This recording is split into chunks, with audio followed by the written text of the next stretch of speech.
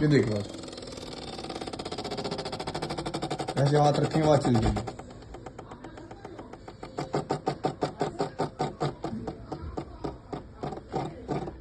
इसके अंदर कोई मोटर है, कुछ है जिसकी वजह से आवाज आ रही है। ये आवाज बंद होगी, इसको बंद करें, फिर आवाज स्टार्ट हो जाएगी।